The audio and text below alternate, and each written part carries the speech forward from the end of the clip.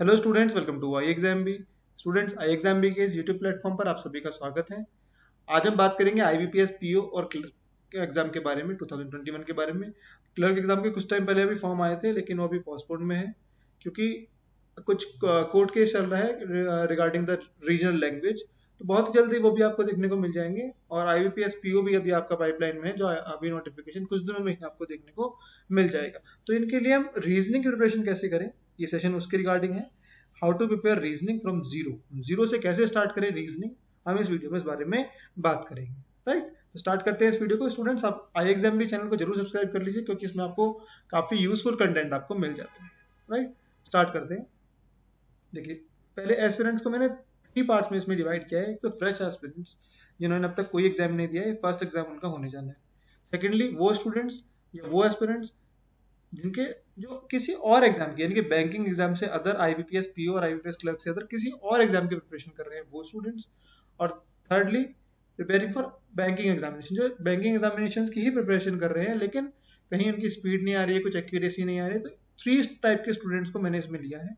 Freshers को, बिल्कुल जो फर्स्ट टाइम एग्जाम दे रहे हैं, जो किसी अदर एग्जाम जैसे एसएससी हो गया या फिर एनटीपीसी रेलवे वगैरह हो गया, इनके एग्जाम की प्रिपरेशन कर रहे हैं, लेकिन इस बार वो अपीयर होना चाहते हैं आईबीपीएस पीओ क्लर्क एग्जाम में। और थर्डली, वो स्टूडेंट्स जो पहले से ही प्रिपरेशन कर रहे हैं, लेकिन कहीं ना कहीं लैग कर रहे हैं, उनका सिलेक्शन नहीं हो पा रहा है, एग्जाम क्लियर नहीं हो पा रहा है। ठीक है, स्टार्ट करते हैं। सबसे पहले स्टार्ट करेंगे स्टूडेंट्स हम aspirants for preparing for banking exam, जो पहले से ही बैंकिंग एग्जाम्स के लिए प्रिपरेशन कर रहे हैं, उनके बारे में। ठीक है, तो देखिए, प्रॉब्लम्स जो फेस करते हैं, मेनली जो प्रॉब्लम्स आ रही होंगी आपको, अगर आप बैंकिंग एग्जाम की पहले प्रिपरेशन कर रहे हैं, तो सबसे पहले प्रॉब्लम आ रही होगी आपको स्पीड की। तो प्रीलिम्स एग्जाम्स में हमें स्पीड ही मैटर करती है। ठीक है, तो स्पीड को बढ़ाने के लिए हम क्या करें, देखिए सजेशन मैं आपको साथ साथ देते चल रहा हूँ। इसमें स्पीड के लिए आप करें प्रैक्टिस, और प्रैक्टिस भी कैसे, टाइम। ठीक है, टाइम टाइम के अकॉर्डिंग आप उसमें प्रिपरेशन कीजिए, प्रैक्टिस कीजिए। साथ ही साथ आप आई एग्जाम भी को विजिट कीजिए, वहां पर आपको मिल जाते हैं फ्री मॉक। क्योंकि आप प्रिपरेशन तो कर रहे हैं, तो कॉन्सेप्ट तो आपके ऑलमोस्ट क्लियर होंगे ही, लेकिन उसकी प्रैक्टिस करनी बहुत जरूरी है। तो प्रैक्टिस के लिए आप टाइमर लगा के प्रैक्टिस कीजिए। ठीक है, टाइमर के साथ प्रैक्टिस कीजिए क्वेश्चंस की। टाइम रखिए पजल के लिए 3 से 4 मिनट रखिए मैक्सिमम। ठीक है, अगर बड़ी से बड़ी पजल भी है तो वो भी 4 मिनट्स में हो जानी चाहिए, और अगर नॉर्मल पजल है तो 2.5 या फिर 3 मिनट्स में वो कंप्लीट हो जानी चाहिए। उसके अलावा कोडिंग डिकोडिंग हो गया, सिलॉग्स हो गए, इनकी प्रैक्टिस कीजिए टाइम वाइज। 30 सेकंड पर ईच लीजिए सिलॉग्स के लिए और इनइक्वालिटी के लिए, क्योंकि वो इजी टॉपिक हो जाते हैं आपके लिए। आई एग्जाम भी को विजिट कीजिए, वेबसाइट विजिट कीजिए, वहाँ पे आपको मिल जाते हैं फ्री मॉक्स, फ्री ऑफ कॉस्ट है, कोई चार्जेस नहीं लिए जाते इनके लिए आपसे। यहाँ पर आप ये आपको अटेम्प्ट करने हैं। आप जाइए, कोई किसी भी कोर्स में जाइए, जैसे आईबीपीएस पीओ आप अगर फोकस कर रहे हैं आईबीपीएस पीओ पे, तो आप आईबीपीएस पीओ को विजिट कीजिए, वहाँ पे बैंक पीओ के नाम से आपको फ्री मॉक मिल जाएगा। आप जाइए, इसमें इसमें लॉग इन कीजिए और इसको अटेम्प्ट कीजिए। अटेम्प्ट करके आप पूरा उसको, जब जितने भी टाइम में अटेम्प्ट करेंगे, उसके बाद उसको एनालाइज कीजिए कि आपने कहाँ पर कमी छोड़ी कि आपका पेपर पूरा नहीं हो पाया या आपको टाइम ज्यादा लगा। जिस भी टॉपिक में आपको टाइम ज्यादा लगा, आप उस टॉपिक के क्वेश्चंस निकाल के आप उनकी प्रैक्टिस कीजिए टाइमर लगा। ठीक है, एक चीज तो ये हुई। सेकेंडली, जो प्रॉब्लम आती है वो आती है एक्यूरेसी की।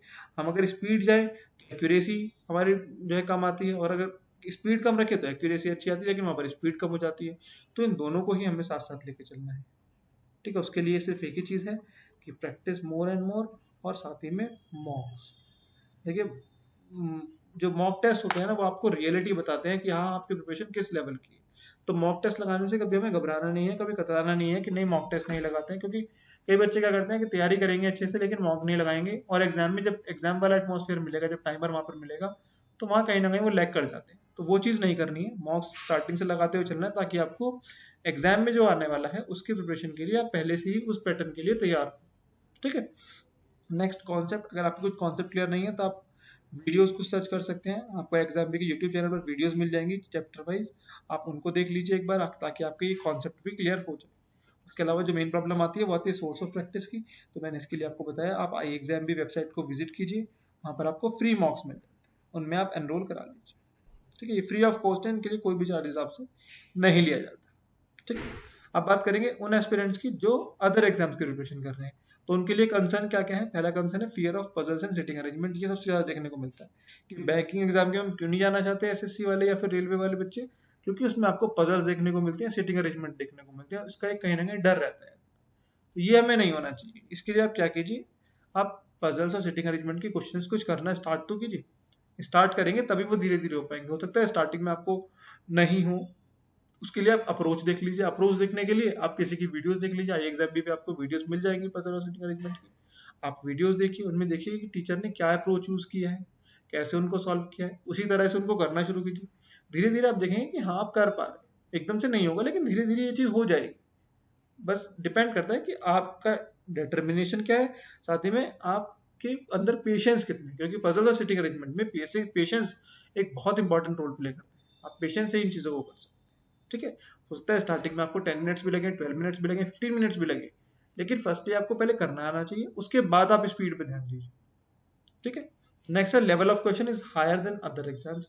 जो एसएससी में आपको रीजनिंग देखने को मिलती है वो कंपैरेटिवली इजी होती है, लेकिन जो बैंक में आपको देखने को मिलती है वो एक अच्छे लेवल की होती है, लेकिन एक लिमिटेड चीजें होती है ना। तो इसमें भी कहीं ना कहीं चीजें कंपनसेट हो जाती है कि यहाँ पर एक एसएससी में आपको एक वाइड रेंज देखने को मिलती है क्वेश्चंस की, यहाँ पर फिर भी एक लिमिटेड रेंज मिलती है, आपको 4 5 6 टॉपिक से ही क्वेश्चंस देखने को मिल जाएंगे। ठीक है। इसके अलावा जो कंसर्न है वो कॉन्सेप्ट बिल्डिंग है। तो मैंने जैसे पहले बताया कि इसके लिए आप वीडियोस देखिए चैप्टर वाइज, और उससे अपनी एक अप्रोच डेवलप कीजिए, है ना। क्योंकि रीजनिंग में देखिए कोई फॉर्मूला तो है नहीं, सिर्फ आपके अप्रोच पे ही सब चीजें डिपेंड करती हैं। अगर आप अप्रोच अच्छी बना सकते हैं तो आप डेफिनेटली रीजनिंग को बैंक की करेक्ट कर सकते हैं। ठीक है, तो वीडियोस देखिए, वीडियोस में आप अप्रोच अपनी डेवलप कीजिए क्वेश्चंस को करने। ठीक है। नेक्स्ट, सोर्स ऑफ प्रैक्टिस, फिर मैं वही बोलूंगा, आई एग्जाम की वेबसाइट को विजिट कीजिए, वहां पर आपको फ्री मॉक्स मिल जाएंगे, आप वहां से ये सब चीजों की प्रैक्टिस कर सकते हैं। ठीक है, अब बात करते हैं और लास्ट सिलेबस, किसका सिलेबस क्या है। तो सिलेबस अभी हम आगे डिस्कस करेंगे, ये कंप्लीट सिलेबस डिस्कस करेंगे। ठीक है। नेक्स्ट है फ्रेश एस्पिरेंट्स, जो बिल्कुल फ्रेश है एस्पिरेंट्स, उनके लिए क्या है। देखिए पहला कंसर्न क्या होता है कि सिलेबस क्या है, तो ये हम अभी आगे डिस्कस करेंगे, विल डिस्कस फर्दर। ठीक है, आगे वीडियो में डिस्कस करने वाले हैं इसको। एग्जाम पैटर्न क्या है ये भी हम अभी डिस्कस करेंगे।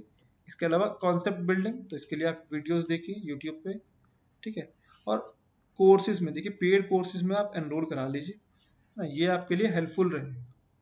क्योंकि आपको कॉन्सेप्ट बिल्ड करने हैं खाली यूट्यूब से, यूट्यूब पे हमें लिमिटेड चीजें मिल पाती हैं, फ्री में हमें लिमिटेड चीजें मिल पाती है, ये कॉमन सी बात है।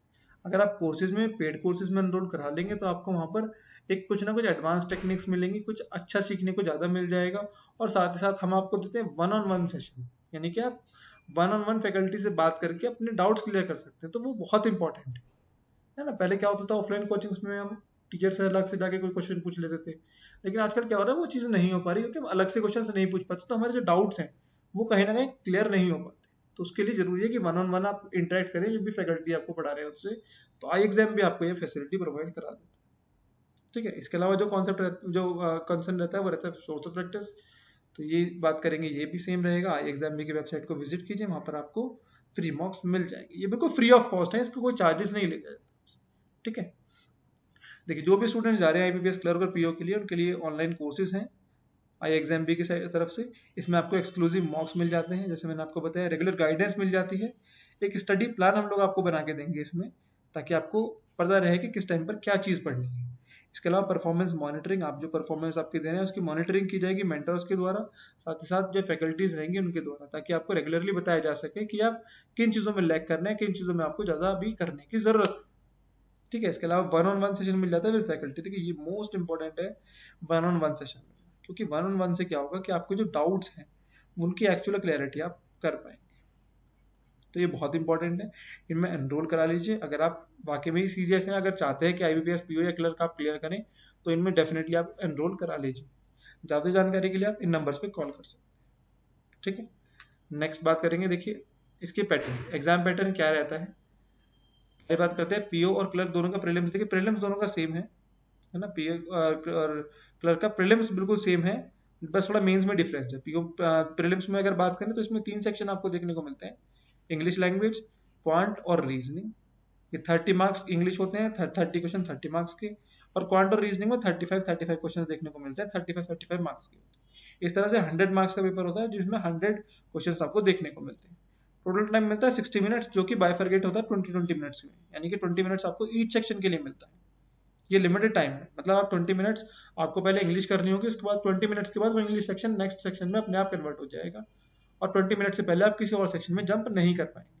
यहाँ पर सेक्शनल टाइमिंग इसे बोलते हैं, सेक्शनल टाइमिंग आपको देखने को मिलती है। ठीक है, इसके अलावा बात करें पीओ मेंस की, देखिए मेंस में देखिए पीओ में आपको टोटल 155 क्वेश्चन देखने को मिलेंगे जो 200 मार्क्स के। टोटल टाइम मिलेगा 3 आवर्स का, जो अलग अलग सेक्शन में डिवाइड होगा, इस तरह से अभी बात करते हैं। इसके अलावा आपको एक रिटन टेस्ट देना होगा जिसमें आपको एसे और लेटर आपको लिखने होते हैं। Letter writing and essay writing लिखनी होती है। 2 क्वेश्चन हो गए, 1 लेटर का 1 एसे का, और 25 मार्क्स का इसमें आपको मिलता है। मीडियम इंग्लिश रहता है, आपको ये कंप्यूटर पे ही टाइप करना होता है। 30 मिनट्स आपको इसके लिए टाइम मिलता है। इसके अलावा अगर एग्जाम की बात करें, एमसीक्यू एग्जाम की, तो उसमें आपको reasoning plus computer 45 question 60 marks, total इसके लिए 60 मिनट्स आपको मिल जाते हैं। इसके अलावा general economic and banking awareness के लिए 40 क्वेश्चंस 40 मार्क्स 35 मिनट्स का टाइम मिलता है। इंग्लिश लैंग्वेज में 35 क्वेश्चन 40 मार्क्स, इसमें आपको 40 मिनट्स मिल जाते हैं। इसमें देखिए जो क्वेश्चन का डिस्ट्रीब्यूशन रहता है ना, वो इवन नहीं रहता, कोई क्वेश्चन आपको 1 मार्क का, कोई 2 मार्क का, इस तरह से देखने को मिलेंगे। पॉइंटर रीजनिंग में भी स्पेशली बात करें, ऐसे इंग्लिश में भी होता है। ठीक है, क्वांट में बात करें तो क्वांट में हमें स्पेशली इसमें डेटा एनालिसिस और इंटरप्रिटेशन देखने को मिलता है। सिंपल वन वाले क्वेश्चन या फिर मिसिंग डीआई, इस तरह के क्वेश्चन कम देखने को मिलते हैं। ज्यादातर हमें डेटा इंटरप्रिटेशन के क्वेश्चन देखने को मिलते हैं, जिसमें कि अर्थमेटिक डीआई भी बना देते हैं, कई बार गेसलेट डीआई बना देते हैं, परसेंटेज डीआई, वो सब चीजें हमें इसमें देखने को मिलती हैं। 35 क्वेश्चन 60 मार्क्स के होते हैं, इसके लिए आपको 45 मिनट्स मिलते हैं। इसलिए इस तरह से आपका 3 आवर्स का टोटल टाइम होता है। 155 क्वेश्चन होते हैं और 200 मार्क्स के मिलते हैं। इसके बाद आपका एक रिटन टेस्ट होता है जिसमें आपको ऐसे और लेटर के यानी कि एक एक क्वेश्चन दोनों का, यानी कि 2 क्वेश्चन मिल जाते हैं। 25 मार्क्स होते हैं टोटल मार्क्स, 15 और 10 करके, और इसमें आपको 30 मिनट्स आपको अटेम्प्ट करने के लिए मिल जाते हैं। तो ये था पीओ का। क्लर्क की बात करें अगर, इसमें रिटन टेस्ट नहीं होता, सिर्फ आपको 4 सेक्शन देखने को मिलेंगे। General financial awareness 50 question 50 marks 35 minutes. General English 40 question 40 marks 35 minutes. Quant 50 question 50 marks 45 minutes. और reasoning ability and computer, computer के बहुत कम वेटेज देखने को मिलता है, पर हाँ मिल जाते हैं कुछ क्वेश्चन। 50 क्वेश्चन 60 मार्क्स, ये 45 मिनट्स आपको टाइम मिलता है। यानी कि टोटल आपको 190 क्वेश्चन मिलते हैं 200 मिनट्स के, 200 मार्क्स के, और इसमें जो टाइम मिलता है वो 2 आवर्स 40 मिनट्स, यानी कि 160 मिनट्स का आपको टाइम मिल जाता है। ठीक है, तो दोनों के थोड़ा एग्जाम पैटर्न में, मेंस में डिफरेंस है, प्रीलिम्स का दोनों एग्जाम पैटर्न सेम। ठीक है, बात करते हैं देखिए सिलेबस की। रीजनिंग का सिलेबस क्या होता है, कैसे बेसिक से हम जा सकते हैं। तो सबसे पहले कुछ मैं आपको ऐसे टॉपिक बताता हूँ जिनसे आपको 5-5 क्वेश्चन देखने को मिल जाते हैं और जो कि इजी कैटेगरी में आते हैं, हम अप्रोच कर सकते हैं।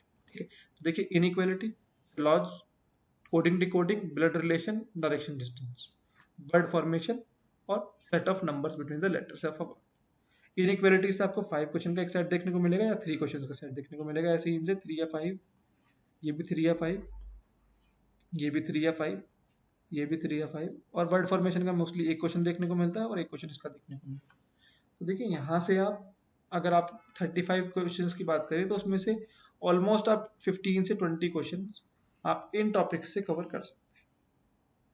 ठीक है, 15 से 20, और ये कहीं ना कहीं इजी टॉपिक्स में आते हैं। इनइक्वालिटी होती है जिसमें आपको साइन कंपैरिजन करना होता है, इस तरह से आपको क्वेश्चन देखने को मिलते हैं। ठीक है, सिलॉग्स में आपको only a few, only A or few, only A or B, इस तरह से आपको क्वेश्चन देखने को मिलते हैं। ठीक है, आप जो वेन डायग्राम से हम सॉल्व करते हैं या फिर AEIO से मेथड से हम सॉल्व करते हैं। इसके अलावा कोडिंग डिकोडिंग, आपको चाइनीज कोडिंग आजकल देखने को मिलती है, जिसमें कुछ 3-4 स्टेटमेंट्स दी होती है, उनके कोड दिए होते हैं, आपको डिकोड करने होते हैं, और उनके बेसिस पे आपको 5 क्वेश्चन मिलते हैं जिनके आपको आंसर करने होते हैं। ब्लड रिलेशन, ये आप सभी जानते हैं, स्टेटमेंट्स मिलेंगे, लेकिन बैंकिंग एग्जाम्स में स्पेशली क्या होता है, एक ही ब्लड रिलेशन का एक पैराग्राफ मिलता है जिसपे बेस्ड 3 क्वेश्चन होते हैं, या फिर 5 क्वेश्चन या 2 क्वेश्चन हमें देखने को मिल जाते हैं। बेसिकली 2 और 3 क्वेश्चन ही ज्यादातर इसमें देखे जाते हैं, लेकिन 5 क्वेश्चन तक का इसका वेटेज है एक्चुअल में। ठीक है, डायरेक्शन डिस्टेंस सेम, एक पैराग्राफ आपको मिल जाता है, पैराग्राफ बेस्ड आपको देखने को मिलेगा जिसमें 2-3 क्वेश्चन आपसे पूछे जाएंगे। इसके अलावा वर्ड फॉर्मेशन, एक कोई वर्ड दे देंगे, उसमें पूछेंगे कि सेकंड, फोर्थ और फिफ्थ और सिक्स्थ लेटर को यूज करके कोई मीनिंगफुल वर्ड बनाया जा सकता है, कितने मीनिंग क्या, कितने वर्ड्स बनाए जा सकते हैं, इस तरह से पूछते हैं। Set of numbers between the letters mean, जैसे आपको इन्होंने एप्पल दे दिया, तो एप्पल में ये पूछेंगे कि कितने लेटर्स ऐसे हैं जिनके बीच में उतने ही लेटर्स हैं, या उनका सीरियल नंबर वो ही है जो एक्चुअली में होता है उनके बीच में। जैसे ए और ई की बात करें, A B C D E, B C D E, तो ए और ई के बीच में उतने ही हैं जितने एक्चुअल में होते हैं, तो यहाँ पर एक पेयर तो हमें ये मिल गया। इस तरह से हमें क्वेश्चन देखने को इसमें मिलते हैं। तो ये टॉपिक्स आप अपना पहले क्लियर कर लीजिए, क्योंकि ये आपके स्कोरिंग टॉपिक्स है, इनमें आपको स्पीड डेवलप करनी है पहले, और स्पीड के साथ साथ आप इसमें अपनी एक्यूरेसी भी मेंटेन कर सकते हैं, क्योंकि ये कहीं ना कहीं स्टूडेंट के हिसाब से मैं बता रहा हूँ आपको कि ये कहीं ना कहीं ईजी टॉपिक्स में आ जाते हैं, और यहाँ पर अच्छा खासा वेटेज आपको, आपका 50% से ज्यादा पेपर इन्हीं टॉपिक से क्लियर हो जाता है, और ये करना भी आसान। ठीक है, इसके अलावा जो थोड़े बहुत टफ टॉपिक बैठते हैं पहले पजल बैठता है, जिसका एक फियर भी रहता है बच्चों के दिमाग में। तो इसके आपको 2 क्वेश्चंस देखने को मिलते हैं। ये 5 क्वेश्चंस होते हैं बेसिकली, एक पजल में 5 क्वेश्चंस होते हैं, 2 पजल में 10 क्वेश्चंस आपको देखने को मिल जाते हैं। इसके अलावा सिटिंग अरेंजमेंट की बात करें तो ये भी आपको 2 1 या 2 देखने को मिल जाते हैं, यानी कि 10 क्वेश्चंस या फिर 5 क्वेश्चन, तो 5 मिलेंगे या फिर 10 मिलेंगे, ऐसे इसका 5 मिलेंगे या 10 मिलेंगे। ठीक है, इसके अलावा मशीन इनपुट ये आपको मेंस में देखने को मिलता है, ये आपको मेंस में देखने को मिलता है। मोस्टली प्री में मुश्किल ही देखा जाता है क्योंकि थोड़ा टाइम टेकिंग चीज होती है। ठीक है, तो बेसिक अप्रोच अब क्या होनी चाहिए अब हम वो डिस्कस करते हैं। देखिए, जो भी अगर तैयारी कर रहे हैं पहले से, तो उनके लिए तो यही अप्रोच है कि आप मॉक्स पे ध्यान दीजिए। फ्री मॉक्स आपको मिल जाएंगे आई एग्जाम की वेबसाइट पे। मॉक्स पे ध्यान दीजिए क्योंकि मॉक्स ही आपकी स्पीड इंक्रीज करने में हेल्प करेगी। स्पीड इंक्रीज भी यही करेंगे, साथ ही साथ आपकी एक्यूरेसी भी यही बढ़ाएंगे। ठीक है, तो जो तैयारी कर रहे हैं जिनका क्लियर नहीं हो पा रहा है कहीं ना कहीं, आप मॉक्स पे डिपेंड रहिए। डेफिनेटली आप टाइमली मॉक्स दीजिए, तभी ये आपकी जो कमी है, जो कमी रह रही है, वो पूरी हो पाएगी। इसके अलावा वो जो अदर एग्जाम से बैंकिंग एग्जाम्स में स्विच करना चाहते हैं, उनके लिए यह है कि आप पजल से घबराएं नहीं, ना सिटिंग अरेंजमेंट से। इनके आप पहले कुछ क्वेश्चंस लीजिए, आप उनको अप्रोच देखिए। किसी भी आप आई एग्जाम बी की वेबसाइट विजिट कीजिए, आई एग्जाम बी का यूट्यूब चैनल विजिट कीजिए, वहाँ आपको वीडियोस मिल जाएगी। वहाँ आप अप्रोच देखिए कि टीचर ने किस तरह से सॉल्व किया हुआ है उसको, क्या वो अप्रोच बता रहे हैं। क्योंकि पजल भी ऐसा नहीं है कि आपने बस उठाया और करना शुरू कर दिया, वहाँ पर कुछ बेस होते हैं पजल के, जैसे मंथ बेस पजल होती है ना, डे बेस पजल होती है, पोस्ट बेस पजल होती है जो आजकल बहुत ज्यादा देखने को मिलती है। तो बेस होते हैं जिस हिसाब से पजल को स्टार्ट किया जाता है। तो बेसिस क्या है पहले तो वो जानना जरूरी है। उसके अलावा कैसे पॉजिटिव केसेस बनते हैं, कैसे नेगेटिव केसेस बनते हैं, तो एक प्रॉपर तरीका है इनको करने का। ऐसा नहीं है कि पजल को ऐसे उठाया और सॉल्व करना, कहीं से भी हमने रैंडमली शुरू कर दिया, ऐसा नहीं है। आपको कहीं ना कहीं बेसिक चीजें पहले सीखनी है। पजल या सिटिंग अरेंजमेंट की आपको बेसिक चीजें पहले सीखनी है कि क्या क्या चीजें बेसिक है। कितने टाइप के सिटिंग अरेंजमेंट देखने को मिलते हैं, जैसे रेक्टेंगुलर हो गया, सर्कुलर हो गया, लीनियर हो गया, लीनियर में भी अनसर्टेन हो गया, नॉर्थ साउथ फेसिंग हो गया। तो काफी सारी चीजें आपको देखने को मिलती हैं। तो वो आपको पहले उन चीजों का पता होना चाहिए। पहले आप वो चीजें पता कीजिए कि जो एक्चुअल में क्वेश्चंस के टाइप कितने हैं, और टाइप कितने हैं तो हर एक को करने की अप्रोच, बेस्ट अप्रोच क्या है। उसके लिए मैंने आपको बताया, आप आई एग्जाम की वेबसाइट को विजिट कीजिए। वहां पर आप किसी भी कोर्स में, जो आईबीपीएस पीओ के अगर कर रहे हैं, अगर आईबीपीएस पीओ कोर्स में आप एनरोल करा लीजिए, आपको ऑनलाइन बहुत ही अच्छी चीजें देखने को मिल जाएंगी जो ऑफलाइन आपको कहीं भी नहीं मिलती। ठीक है, अगर आप चाहते हैं कि हम कैसे पढ़ाते हैं ये सब चीजें जानना चाहते हैं, तो आप यूट्यूब चैनल विजिट कीजिए। वहां पर आपको पता चल जाएगा कि वीडियो आपको मिल जाएंगी इस तरह की सिटिंग अरेंजमेंट की, पजल की, तो आपको एक आइडिया लग जाएगा कि किस तरह से पढ़ाया जाता है ना। और पेड में डेफिनेटली आपको कुछ ना कुछ बेटर तो मिलेगा देखने को। राइट, तो इस तरह की अप्रोच डेवलप कीजिए। और जो फ्रेशर्स हैं, बिल्कुल जिन्होंने आज तक एग्जाम नहीं दिया है, वो पहले जो मैंने आपको इजी टॉपिक्स बताए, पहले आप उनमें एक्सेल कर लीजिए। उनमें आप बिल्कुल एकदम से एक्सीलेंट हो जाइए, एकदम से एक्सेल कर लीजिए उसमें। जैसे इनइक्वालिटी हो गया, कोडिंग डिकोडिंग हो गया, किस तरह के टॉपिक्स हैं, इनमें आता क्या है, ये क्वेश्चन कैसे सॉल्व करते हैं। ठीक है, उसके बाद आप पजल पे जाइए और सिटिंग अरेंजमेंट पे जाइए, है ना। ये आपकी अप्रोच होनी चाहिए इसके लिए। राइट स्टूडेंट, ये ओवरऑल हमने बात करी कि हम कैसे जीरो से तैयारी शुरू कर सकते हैं। अभी मैंने आपको सिर्फ शुरू करने का बताया है कि आप शुरू कैसे कीजिए तैयारी को। इस तरह से आप शुरू करके देखिए एक बार। जो बच्चे पहले से तैयारी कर रहे हैं, आप मॉक्स पे जाइए। जो स्विच कर रहे हैं एग्जाम को, वो पजल और सिटिंग अरेंजमेंट, क्योंकि बेसिक डिफरेंस वही है अदर रीजनिंग में और बैंकिंग रीजनिंग में। बेसिक जो डिफरेंस है वो पजल और सिटिंग अरेंजमेंट का है।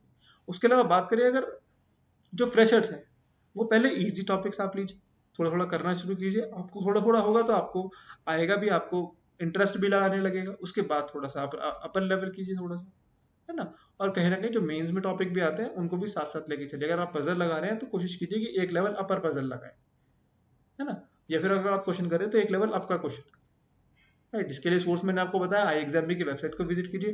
फ्री मॉक्स देखिए, वहां पे आपको प्रैक्टिस के लिए काफी सारी चीजें फ्री मॉक्स मिल जाते हैं जिनका आपसे कोई चार्ज नहीं लिया जाता। ठीक है, तो मिलते हैं नेक्स्ट वीडियो में students. Till then all the best. अगर आपको कोई डाउट है आप इस वीडियो के कमेंट सेक्शन में लिख सकते हैं।